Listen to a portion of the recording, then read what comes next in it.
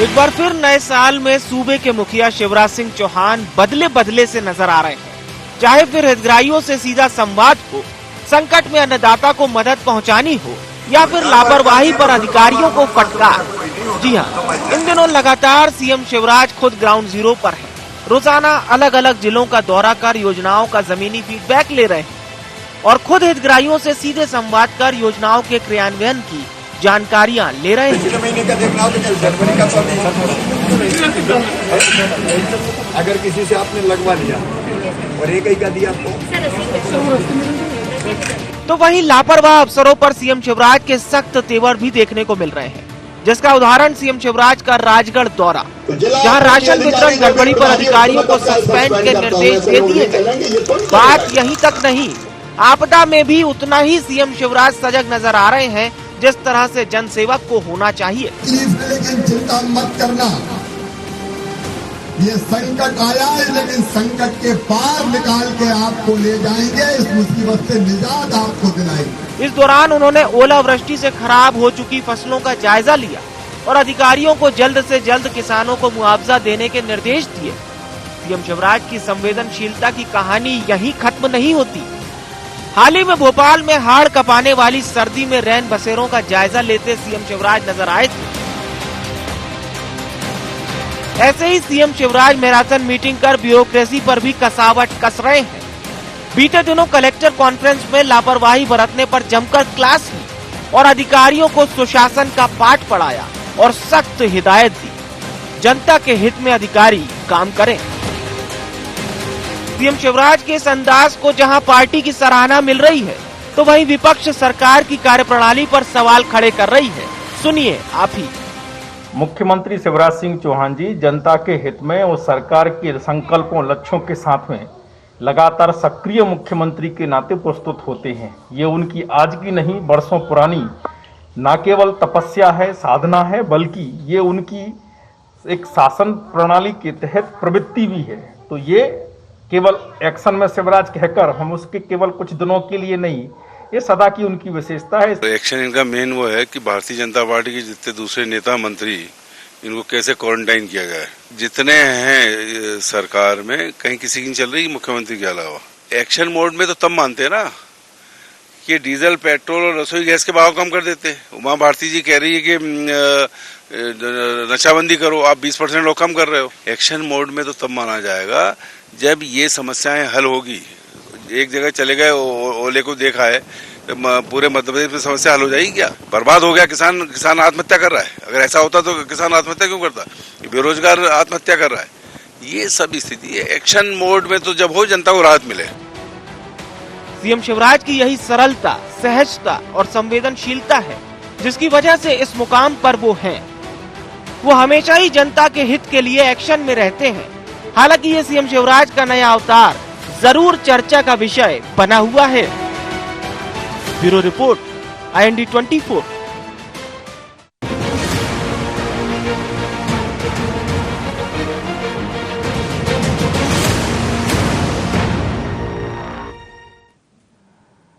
नमस्कार, IND agenda mama on the ground में आपका बहुत स्वागत है। मैं हूं विवेक पांडे आपके साथ। एक्शन में सरकार नजर आ रही है, मैदान में मुख्यमंत्री शिवराज सिंह चौहान है और इसे मुख्यमंत्री शिवराज सिंह चौहान का वही पुराना वाला अवतार देखने को मिल रहा है। लेकिन जानकार कह रहे हैं कि मुख्यमंत्री शिवराज सिंह चौहान कुछ बदले बदले नजर आ रहे हैं। जिस तरह से वो ग्राउंड में जा रहे हैं, मैराथन मीटिंग कर रहे हैं, अधिकारियों को फटकार भी लगा रहे हैं, ऑन द स्पॉट फैसला हो रहा है। राजगढ़ उसकी एक वानगी थी, उससे पहले पृथ्वीपुर, निवाड़ी, ऐसे तमाम जिलों में अलग अलग परिभाषाएं देखने को मिली। IND एजेंडा में हम चर्चा शुरू करेंगे, उससे पहले नजर डालते हैं पॉइंट्स पर।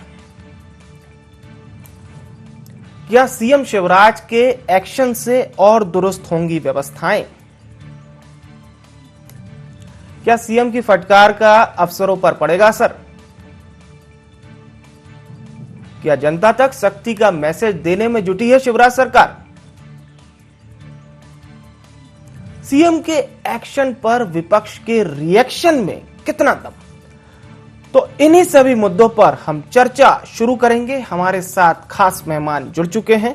हमारे साथ राकेश शर्मा जी जुड़ चुके हैं, बीजेपी नेता हैं। हमारे साथ योगेश गुप्ता जी जुड़ चुके हैं, प्रवक्ता हैं मध्य प्रदेश कांग्रेस के। और हमारे साथ योगीराज योगेश जी भी जुड़ चुके हैं, वरिष्ठ पत्रकार हैं। आप तीनों मेहमानों का बहुत स्वागत है IND 24 में। राकेश शर्मा जी, जानकार कह रहे हैं मुख्यमंत्री शिवराज सिंह चौहान कुछ बदले बदले नजर आ रहे हैं। इस तरह से ऑन द स्पॉट फैसला सुना रहे हैं। राजगढ़ जब वो पहुंचे थे, दरअसल कुछ ग्रामीणों ने उनसे इस बात की शिकायत की थी कि राशन वितरण नहीं मिल पा रहा है। उन्होंने बकायदा पर्ची पे जो लिख के देते हैं ग्रामीण, वैसा पढ़ा और तत्काल वहीं के वहीं सस्पेंड करने के निर्देश दे दिए। तुरंत कमिश्नर को बुलाया। लेकिन दूसरी ओर कांग्रेस ये कह रही है कि ये एक्टिवनेस नहीं है, ये सिर्फ दिखावा हो रहा है। देखिए विवेक जी, आप बहुत लंबे समय से राजनीति को बड़ी बारीकी नज़र से देख रहे हैं। वरिष्ठ पत्रकारों में आपकी गिनती होती है, एंकर में आपकी गिनती होती है। जो मध्य प्रदेश को जानता है उसको पता है कि शिवराज सिंह चौहान जी को पाँव पाँव वाला भैया कहा जाता है। उनको खिताब ये इसलिए मिला था कि ये शुरू से ही जनता के बीच में पैदल यात्रा कर रहे हैं, बहुत समय से, लंबे समय से, पिछले 20-22 साल से लगातार वो जनता के बीच जाना, उनकी समस्याओं को सुनना, उसके लिए एक्शन लेना। आज मुझे ये बताइए कि आज अगर मध्य प्रदेश में ओले पड़ते हैं, अतिवृष्टि होती है, तो माननीय मुख्यमंत्री जी तो किसान के खेत में जाते हैं। वहाँ पे उनके मुआवजे के लिए तुरंत कहते हैं कि 30,000 रुपये प्रति हेक्टेयर के हिसाब से आपको मुआवजा दिया जाएगा। साथ ही जो बीमा कंपनी है उनको कहा गया है कि 25% एडवांस में आप किसानों को दें और बाकी 75% बाद में दें। किसान को खाने के लिए अन्न की कमी नहीं होना चाहिए। उनकी बेटियों की शादी की व्यवस्था मामा शिवराज सिंह चौहान करेगा जी। कांग्रेस के नेताओं के पैरों में क्या मेहंदी लगी हुई थी क्या, या हाथ में हल्दी लगी हुई थी? नेता प्रतिपक्ष प्रदेश अध्यक्ष माननीय कमलनाथ क्यों नहीं गए किसी के खेत में? और आज जो 2 दिन से माननीय दिग्विजय सिंह जी भोपाल में नौटंकी कर रहे हैं, यही दिग्विजय सिंह जी चले जाते किसी खेत में।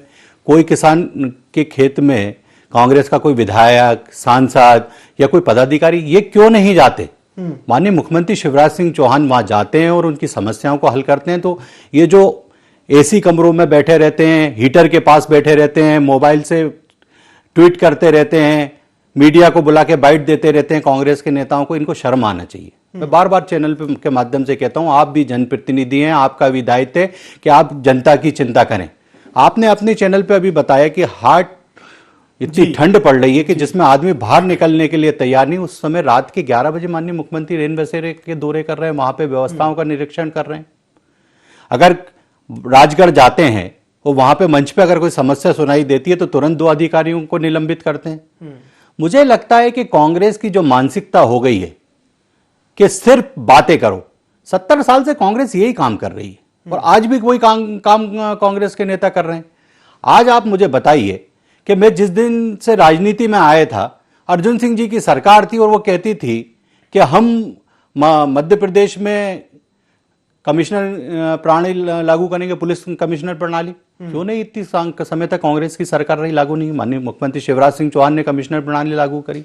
उसके बाद पिछले हर मुख्यमंत्री ने कांग्रेस के कहा कि हम पैसा कानून लगाएंगे, मध्य प्रदेश में लाएंगे आदिवासी बंधुओं के लिए। क्यों नहीं आया भैया? इसका जवाब कांग्रेस का कोई नेता नहीं देता। मुझे लगता है कि आप भगवान के वरदान शिवराज सिंह चौहान, जो मध्य प्रदेश की जनता को अपना भगवान मानते हैं और मध्य प्रदेश को अपना मंदिर मानते हैं और एक सेवक की तरह सेवा कर रहे हैं। आप बताइए, कोरोना काल का पीरियड आपने भी देखा होगा कि कोरोना काल में अगर ऑक्सीजन की कमी हुई तो माननीय मुख्यमंत्री ने जो टैंकर लेके आ रहा था ना, उस चालक से भी बात करी और फैक्ट्री मालिक से भी बात करी। आज हमको दुख इस बात का होता है कि हर सुख में दुख में शिवराज सिंह चौहान खड़ा हुआ है और दूसरी तरफ सिर्फ ट्वीट हो रहे हैं। तो ट्वीट से राजनीति कर लीजिए, ये जनता के बीच चले जाइए, उसके परिणाम भी आते हैं ना। अभी 28 स्थानों पे चुनाव हुए, कांग्रेस को मुंह की खानी पड़ी। फिर उसके बाद 5 स्थानों पे चुनाव हुए, खंडवा, जोवट, पृथ्वीपुर, कांग्रेस हारी। तो आप या तो जनता के बीच काम कर लीजिए और उसका आशीर्वाद ले लीजिए, या सिर्फ मुंह चला लीजिए जो कांग्रेस के नेता। और अभी सुनिए, अभी कोरोना पे बात हो रही थी, अभी मेरे विद्वान साथी पीछे शर्मा जी बाइट दे रहे थे, 3 दिन पहले कोरोना था इनको साहब, RT-PCR करवाई के दोबारा कि कोरोना हुआ कि नहीं हुआ, फिर बिना मास्क के घूम रहे। कल दिग्विजय सिंह जी और कमलनाथ के पास बैठे हुए थे बिना मास्क के। एक तरफ कोरोना के लिए कह रहे हैं कि कोरोना के लिए सरकार कुछ नहीं कर रही और तुम कोरोना फैलाने का काम कर रहे हो। तो आप हम कोरोना से बचाएंगे, हमारी जिम्मेदारी है, पर आपका काम क्या है? ये सब बहुत गहरी बात है जो मध्य प्रदेश की जनता समझ गई है। ठीक है, जवाब ले लेते हैं। योगेश गुप्ता जी, शर्मा जी ने कई सारे सवाल खड़े किए हैं।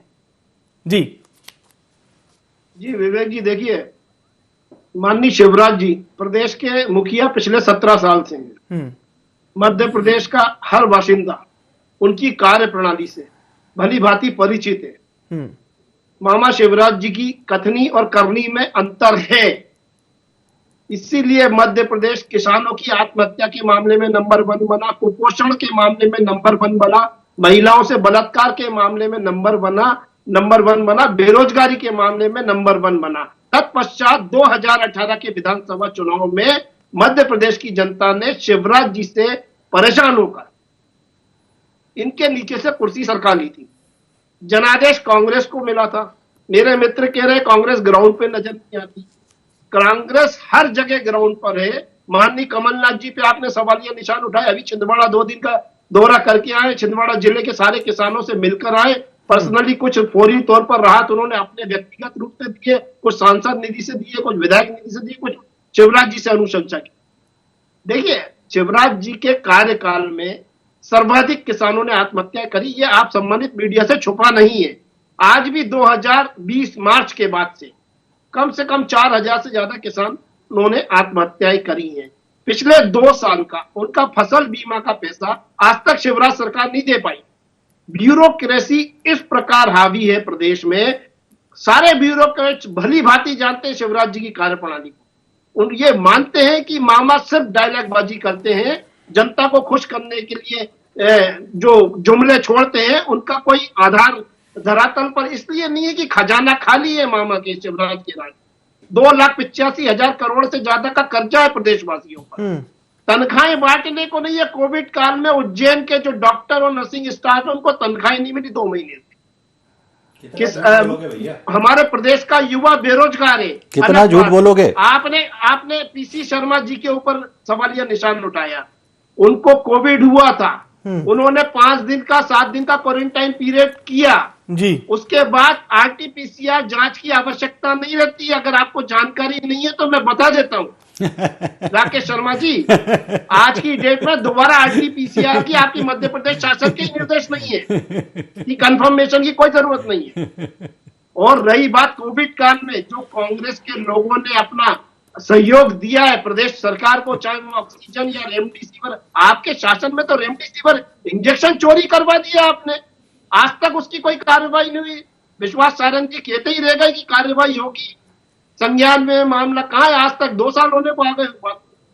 1,70,000 से ज्यादा मौतें हो गई प्रदेश में। आप अपनी पीठ थपथपा रहे हो। चलिए, आपका आत्मनिर्भर मध्य प्रदेश, ऑक्सीजन का सिलेंडर कंधे पर और मरीज के हाथ में बोतल। ठीक है। स्वास्थ्य सेवाएं 17 साल में लचर हैं शिवराज जी के राज में। ठीक है, इस पर युवा हमारा परेशान है। महिलाओं से बलात्कार के मामले में ठीक है, केंद्र सरकार ने, NCRB ने रिपोर्ट दी है। गुप्ता जी के सवाल पर जवाब लेंगे शर्मा जी से। उससे पहले योगेश जी का रुख करते हैं। योगीराज जी, मैंने कुछ जानकारों को पढ़ा, उनका ये कहना है कि सोशल इंजीनियरिंग को खासतौर से मध्य प्रदेश कह लीजिए या हिंदी भाषी राज्यों की, उसको शिवराज सिंह चौहान बड़ा ही अच्छा समझते हैं। केंद्रीय चुनाव समिति की बैठक में भी जब उन्हें बुलाया जाता है, जाहिर सी बात है 5 राज्यों के आगामी विधानसभा चुनाव होने हैं, और एक सीनियरिटी के तौर पर भी अगर हम देखें तो बिल्कुल JP नड्डा से लगा के उनकी कुर्सी लगाई जाती है। और आप भी समझते होंगे इस बात को कि राष्ट्रीय अध्यक्ष के बिल्कुल आप बगल में बैठ रहे हैं, केंद्रीय चुनाव समिति की बैठक चल रही है, रायशुमारी चल रही है। कांग्रेस के आरोप अपनी जगह है, कांग्रेस के आरोपों का स्वागत है, लेकिन यहां महत्वपूर्ण बात मैं आपसे ये पूछना चाह रहा हूं कि क्या वो जो सोशल इंजीनियरिंग है मध्य प्रदेश की, वो बहुत अच्छे से शिवराज सिंह समझते हैं, या उन्होंने जो उनका तरीका है लगातार, उसे जनता ने समझ लिया है, जो लगातार चलता आ रहा है, या आप चाहें तो दोनों चीजों पर बता सकते हैं? ये देखिए, इसमें तो कोई दो राय नहीं कि शिवराज जो है वो प्रदेश की सोशल इंजीनियरिंग बहुत अच्छी तरह से समझते हैं, वो इसके महारथी हैं। और जैसा कि पूर्व में भी कहा गया कि वो पांव पांव वाले भैया हैं और उन्होंने पूरे प्रदेश को पैर पैर नापा है। और जब आप पूरे प्रदेश की परिक्रमा करते हो पैर पैर, तो आपको प्रदेश की वस्तु स्थिति समझ में आ जाती है। और चूंकि लंबा अनुभव उनका रहा है पिछले 15, 17, 18 सालों से, तो वो तीन टर्म से तो है ही, तो उनको जिसको अपन बोलते हैं ना शुद्ध देशी भाषा में, कि घर घाट का सब पता है उन्हें। उनको ये तक पता है कि किस तहसील में, जिले की बात नहीं कर रहा मैं, किस तहसील में किस समाज के लोग हैं, उनकी क्या आवश्यकताएं हैं, उनकी आवश्यकताओं की पूर्ति कैसे होगी जी। और ये केवल शिवराज जी सोशल इंजीनियरिंग के महारथी नहीं है, एक समय में दिग्विजय सिंह भी सोशल इंजीनियरिंग के महारथी थे जी। तो जो भी नेता लोगों के बीच उठेगा बैठेगा, लोगों के बीच जाएगा, वो पूरे प्रदेश की तासीर से वाकिफ हो जाएगा। और इस मामले में दोनों महारथी हैं। तो ये तो हुआ सोशल इंजीनियरिंग में उन्होंने जो महारत हासिल की है। अब सोशल इंजीनियरिंग में महारत हासिल करके आपने हासिल क्या किया, आपने किसको, उनका ट्रीटमेंट आपने कैसे किया। तो ये बात भी सही है कि इन दोनों जो मध्य प्रदेश में जो मुख्यमंत्री जिस तरह से सक्रिय दिखाई दे रहे हैं, वैसे जब भी चुनाव आते हैं, चाहे वो विधानसभा के चुनाव हो, चाहे लोकसभा के चुनाव हो, चाहे पंचायतों के चुनाव हो, साल में 2 बार ऐसे आयोजन हो जाते हैं। और ये आज से नहीं हो रहा है, हमने दिग्विजय सिंह के समय भी किए थे, तब वो जन दर्शन कार्यक्रम चलाया करते थे और गांव-गांव जाया करते थे, और शिवराज जी भी यही कर रहे हैं। अंतर सिर्फ ये आया हुआ है कि आप पिछले 2 टर्म 3 टर्म उनके शिवराज जी के आप पिछले टर्म देख लें और अभी 2020 के बाद के टर्म देख लें, इनमें बहुत जमीन आसमान का अंतर है। इस टर्म में शिवराज ज्यादा एग्रेसिव है, ज्यादा आक्रामक है, और उसकी वजह हो सकता है कि उन्होंने या तो प्रदेश की हकीकत ज्यादा अच्छी तरह से अभी भी समझ में आई हो, या इसको ये भी कह सकते हैं कि जो दीगर भाजपा सरकारों ने जो लॉ एंड ऑर्डर के मामले में जो काम किया है, खासकर उत्तर प्रदेश की सरकार का मैं जिक्र करूंगा, उसके बाद से मध्य प्रदेश में जिस तरीके से ताबड़तोड़ कार्रवाई भूमाफियाओं पे और दूसरे माफियाओं पे जिस तरीके की कार्रवाई हुई है, तो ऐसी एक्शन ये पहली बार इतना एग्रेसिव मूड में शिवराज नजर आ रहे हैं जी। इसका एक वजह ये भी जो मैंने बताया कि हो सकता है कि दूसरी सरकार को उन्होंने अनुसरण करा। एक महत्वपूर्ण बात है कि मध्य प्रदेश में लॉ एंड ऑर्डर की स्थिति बहुत ज्यादा अच्छी नहीं है। हमने देखा है कि जो सैराना का मामला था मंदसौर रतलाम के पास का, ऐसे 1 दर्जन से ज्यादा ऐसी सिचुएशन मध्य प्रदेश की तहसीलों में है। क्या सरकार को खबर है, अभी जिक्र हो रहा था कि मध्य प्रदेश में पुलिस कमिश्नर प्रणाली हमने लागू कर दी, उस पुलिस कमिश्नर प्रणाली लागू करने से लाभ क्या हुआ? एक भी आप ऐसा उदाहरण बता दीजिए जो पुलिस कमिश्नर प्रणाली के बाद मध्य प्रदेश में बहुत बड़ा परिवर्तन आया हो, बल्कि ये घटना और सामने आ गई। ये मैंने केवल एक चीज का जिक्र किया आपसे। जहां तक अधिकारियों को जो सुठालिया और राजगढ़ में जाके जो जिस तरीके से उन्होंने अफसरों को सस्पेंड किया, हम तो ऐसी कार्रवाई का स्वागत करते हैं, लेकिन हम इस कार्रवाई को साल भर और सतत रहने वाली प्रक्रिया के रूप में मानते हैं। ये यदि एक्शन लगातार चलता रहे तो अफसर पर दबिश रहेगी और वो अपने आप नेचुरल ढंग से काम करेंगे, क्योंकि ये बात सही है कि कई सरकार की योजनाओं का इम्प्लीमेंटेशन जमीनी धरातल पर हो नहीं रहा है। ये उन्होंने जो जिक्र किया है कि 5 किलो राशन देते और वो 1 किलो ही मिल पाता है, तो ये हकीकत है। और पर ये बात भी है ना सर कि एज ए मुख्यमंत्री एक बॉडी है, मान लीजिए चलिए मुख्यमंत्री भोपाल का दौरा कर लेते हैं, लेकिन अब वो सर्टेन रीवा नहीं पहुंच सकते, सर्टेन बालाघाट नहीं जा सकते, सर्टेन निवाड़ी नहीं जा सकते, तो जाहिर सी बात है वहां पर जिलाधिकारी और तमाम जो प्रशासनिक व्यवस्थाएं हैं उनके ऊपर भी एक जिम्मेदारी रहती है। बिल्कुल मैं आपके पास लौटूंगा, शर्मा जी का रुख करते हैं। शर्मा जी, आपने जहां इतनी सारी उनके गुण बताए, सोशल इंजीनियरिंग की अवधारणा आपने बताई, किस तरह से वो लगातार लोगों से कनेक्ट हो रहे हैं, लेकिन गुप्ता जी के विचार बिल्कुल उलट हैं उस बात से। देखिए, गुप्ता जी अपना फर्ज निभा रहे हैं। वो कांग्रेस पार्टी के विद्वान प्रवक्ता हैं, तो वो माननीय शिवराज सिंह चौहान जी की तारीफ नहीं करेंगे। पर मुझे बड़ा आश्चर्य होता है, गुप्ता जी कुछ बातें कहते हैं, मैं उसमें संशोधन करना चाहूंगा। गुप्ता जी भी इसको जरा नोट करें। एनसीआरबी की जो नई रिपोर्ट आई है उसमें राजस्थान नंबर 1 पे है बलात्कार के मामले में। हिंदुस्तान में सबसे ज्यादा बलात्कार राजस्थान में हो रहा है, कांग्रेस की सरकार है। हिंदुस्तान में सबसे महंगा डीजल पेट्रोल है तो वो राजस्थान में कांग्रेस की सरकार है। ये कहते हैं कि शराब के दाम कम कर दिए, छत्तीसगढ़ में 30% दाम कम किए।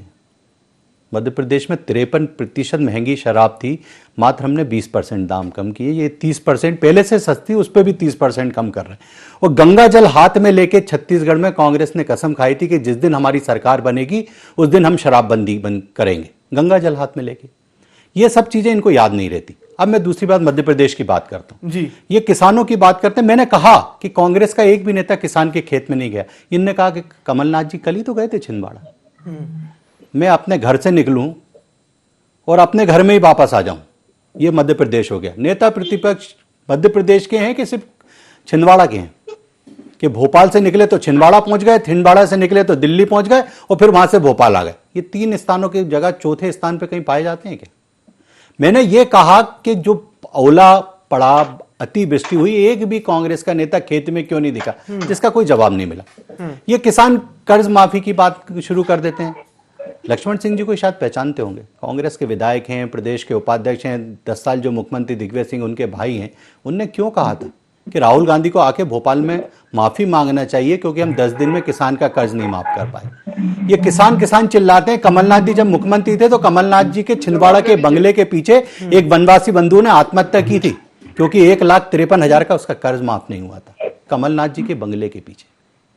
मेरा ये कहना है कि आज हम जो कर रहे हैं, मैंने कहा पैसा कानून, कांग्रेस का ऐसा कोई मुख्यमंत्री नहीं होगा जिसने कहा होगा कि हम पैसा कानून लागू करेंगे। क्यों नहीं लागू कर पाए भैया? कमिश्नर प्रणाली की बात की जाए तो इंदौर और भोपाल में अभी 2 जगह हमने शुरू की है। मैं अपने वरिष्ठ पत्रकार बंधु को भी बताना चाहूंगा कि इंदौर और भोपाल में 2 जगह शुरू की है। पूरे प्रदेश में कमिश्नर प्रणाली लागू नहीं हुई। अगर कोई घटना हो रही है उस पर त्वरित कार्रवाई भी हो रही है।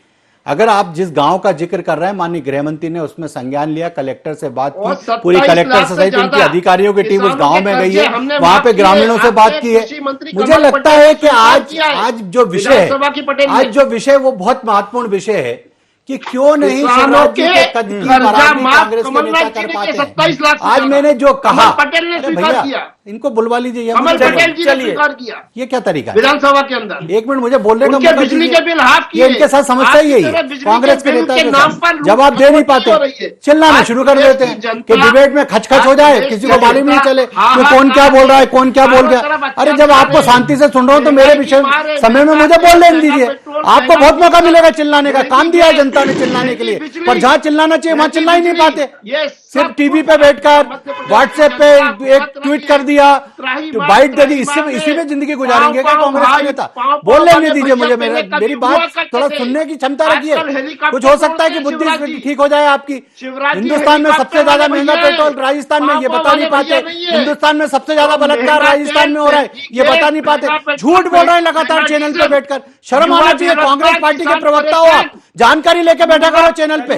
झूठ बोलना, लगातार झूठ बोलना, ये आदत से बाहर आई है। मध्य प्रदेश के युवाओं को भरमाया था कि 4,000 रुपए बेरोजगारी भत्ता देंगे, इसलिए सरकार में आए थे। मध्य प्रदेश की बहनों को बहकाया था कि 65,000 रुपए कन्या विवाह के देंगे। एक युवा का नाम बता दीजिए जिसको 4,000 रुपए बेरोजगारी भत्ता दिया। एक कन्या का नाम बता दीजिए जिसको 65,000 रुपए दियो। यहाँ बैठ के बात कर लो, बात कर लो। शिवराज जी को ऐसा हो गया, शिवराज जी को वैसा हो गया। उसके बाद चुनाव हुए थे 28 स्थान पे, 15 माह की सरकार में क्या पाप बोए थे तुमने? जवाब दे दो मुझे, ऐसे क्या पाप बोए थे कि जनता ने तुम्हें सड़क पे खड़ा कर दिया? चुनाव हुए थे ना, 28 स्थान पे जीत जाते, दोबारा सरकार बना लेते। अरे चिल्ला चोट करने से कुछ नहीं होता। जनता के काम करो, जनता के बीच जाओ। छिंदवाड़ा जाके 5 किसानों को अपने घर में बुला के मीटिंग करने से एक काम नहीं हो जाएगा। जनता का बयान ले लेते हैं, काम नहीं हो जाएगा छिंदवाड़ा जाने से। और भोपाल में फोटो सेशन करवाने से दिग्विजय सिंह जी का भला नहीं हो जाएगा। बिना मास्क के फिर घूम रहे, फिर कोरोना करेंगे और फिर दूसरों पे फैलाएंगे, सरकार पे आरोप लगाएंगे कि सरकार। चलिए शर्मा जी, आप कोरोना ठीक है, बचाओ ना भैया। आप विधायक हो, जनप्रतिनिधि हो, आपने अपनी बात रख ली है।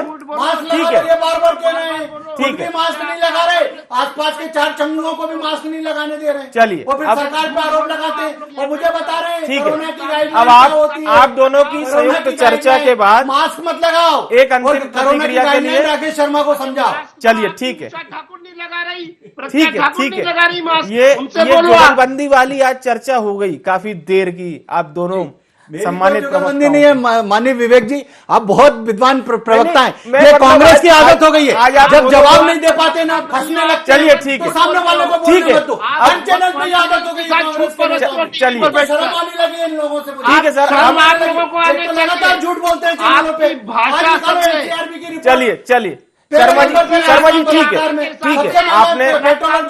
आपने भी अपनी बात रख ली है। एक अंतिम प्रतिक्रिया के लिए योगी राज योगेश जी का रुख करते हैं। ठीक है, ठीक हिम्मत है। नहीं है ना वहाँ की बात करने की। चलिए योगी राज सर, एक अंतिम प्रतिक्रिया आपसे, फिर इस कार्यक्रम का समापन करेंगे। आपकी मोदी ठीक। सरकार ने दिए, उसको भी झूठा साबित करोगे क्या? एनसीआरबी की रिपोर्ट कहाँ से आती है जरा मुझे भी मालूम है। आपकी मोदी सरकार ने दिए, राजस्थान जानकारी नंबर लेके 1 बैठा पे करो। शर्मा जी, बलात्कार अब में नंबर अब दोबारा वन पे ये उठा लो बलात्कार मोबाइल योगी और ये राज जी निकाल लो और यही दिखा दो कि राकेश शर्मा झूठ बोल रहा है कि तुम झूठ बोल रहे हो। क्या मोबाइल चलाना आता है कि नहीं? आदिवासी मोबाइल है कि नहीं? बच्चियों के देख लो उसमें अत्याचार के मामले में एनसीआरबी की नंबर रिपोर्ट एक 1। मिनट में आ चलिए, जाएगी। बड़ा- बलात्कार के बड़ा मामले गजब में करते हो नंबर यार, 1। गजब करते हो। एक तो झूठ बोलोगे गजब और उसके आप बाद कर भी रहे हो। लगातार बोलोगे, चिल्ला आपकी चिल्ला के केंद्र बोलोगे। चलिए, ठीक सरकार है, आप पर लगातार ठीक है। धमकी दे योगी रही है। राज जी, भारतीय जनता तुम्हें अब योगी राज समझ जी में आया। एक अंतिम प्रतिक्रिया और फिर इस कार्यक्रम का समापन करेंगे। जी योगी राज जी, आप अंतिम प्रतिक्रिया दे सकते हैं। देखिए, मुझे तो इन दोनों के शोर में कुछ सुनाई दिया नहीं, तो मुझे समझ में नहीं आया कि क्या है, लेकिन मैं इतना जरूर कहना चाहूंगा कि ठीक है, ठीक है सर, कांग्रेस को ठीक है सर। जवाब मत दो, चिल्लाओगे तो फिर चिल्लाना शुरू कर दिया। ठीक चिल्लाना शुरू कर दिया। समस्या है इनके साथ। चलिए। क्योंकि कुछ आता जाता है नहीं है, बैठ गए चैनल पे 2-3 चलिए, समय- ठीक है, समय सीमा की कमी के चलते इस कार्यक्रम का हम यहीं पर समापन करते हैं। आप सभी महानुभावों का बहुत बहुत धन्यवाद। और जिस तरह से हम तो चाह रहे थे कि सभी अपना अपना मत रखें, लेकिन कई बार चर्चाएं ऐसी हो जाती है जिसमें मैंने कहा कि जुगलबंदी, और इसीलिए इस बात को मैंने जुगलबंदी कहा। फिलहाल के लिए IND एजेंडा में इतना ही। मुझे आने विवेक को दीजिए इजाजत। नमस्कार।